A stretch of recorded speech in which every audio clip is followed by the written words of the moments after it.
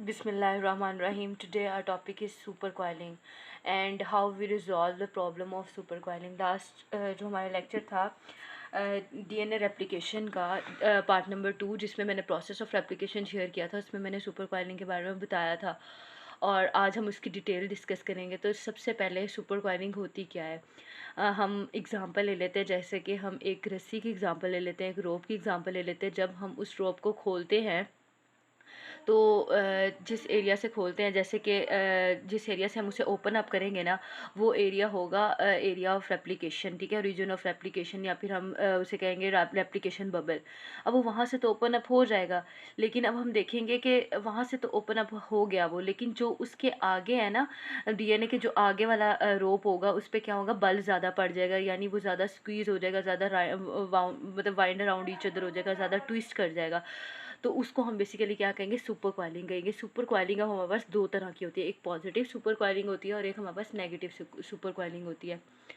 जो अब super coiling होती है ना, पॉजिटिव वाली, वो क्या होती है, वो होती है basically over winding. Over winding of the DNA,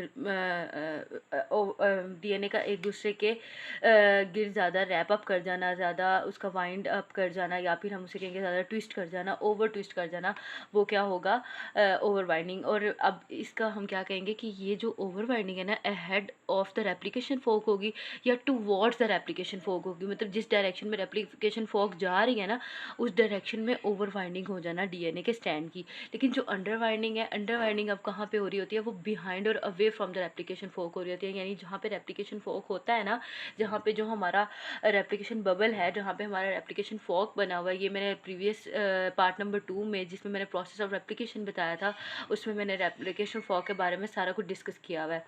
अब जो हमारे पास अंडर वाइंडिंग हो रही होगी ना, नेगेटिव सुपर कॉइलिंग बेसिकली क्या होती है, under winding of the DNA.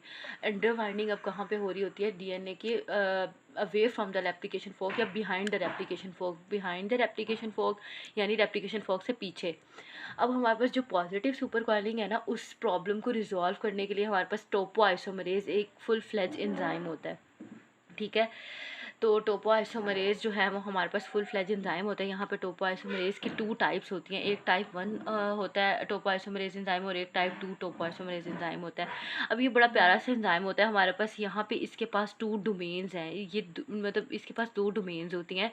एक, अब इसके पास यहाँ पे मैंने 2 हैंड्स शो किए हैं, 2 डोमेन शो किए हैं। एक हैंड में इसके पास कटर है, कटर से इसने क्या करना है, न्यूक्लियेज एक्टिविटी परफॉर्म करनी है। और एक हाथ में इसके पास ग्लू है, ग्लू से क्या करेगा, लाइगेज एक्टिविटी परफॉर्म करेगा।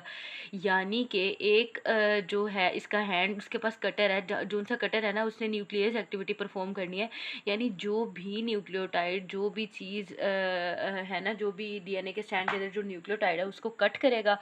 और यहाँ पे जो ग्लू है ना, उसने जो कटिंग हुई हुई होगी ना, जिस न्यूक्लियोटाइड को इसने कट किया होगा उस न्यूक्लियोटाइड से, और यहाँ पे ये जो ग्लू होगी ना, अब जाहिर बात है उसने कटिंग कर दी, अब फिर वो ग्लू से उसको जोड़ देगा और डीएनए के स्ट्रैंड को, ग्लू से लाइगेज एक्टिविटी होगी और वो क्या करेगा, डीएनए के स्ट्रैंड को आपस में जोड़ देगा। अब हम यहाँ पे आ जाते हैं, जो पॉजिटिव हमारी सुपर कॉइलिंग थी उसको रिजॉल्व करने के लिए टोपोआइसोमरेज टाइप 2 होगी, और जो नेगेटिव सुपर कॉइलिंग होगी उसको रिजॉल्व करने के लिए हमारे पास टोपोआइसोमरेज टाइप 1 एंजाइम आएगा।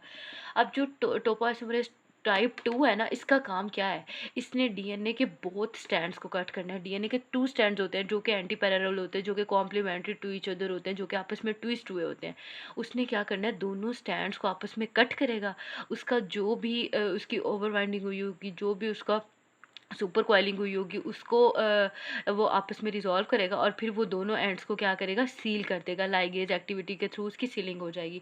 अब जो टाइप 1 टोपोआइसोमरेज है, इसने क्या करना है, इसने अब डीएनए के सिर्फ एक स्टैंड को कट करना है, और फिर एक ही स्टैंड को पहले न्यूक्लियस एक्टिविटी के थ्रू कट करेगा और फिर लाइगेज एक्टिविटी के थ्रू उसको जोड़ देगा। अब यहाँ पे जो है इसने ओनली 1 स्टैंड को कट करना है, लेकिन जो यहाँ पे है ना, यहाँ पे उसने डीएनए के दोनों स्टैंड्स को कट करना है।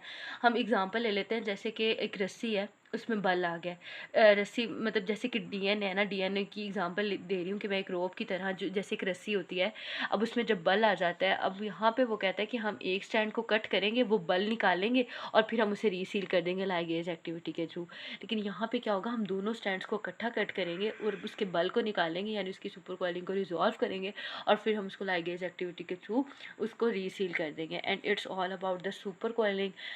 इस इशू को हम किस तरह से रिजॉल्व कर देंगे, आज के पूरे लेक्चर में हमने स्टडी किया। तो आप इसे लाइक करें, शेयर करें, सब्सक्राइब करें, and thank you so much for watching.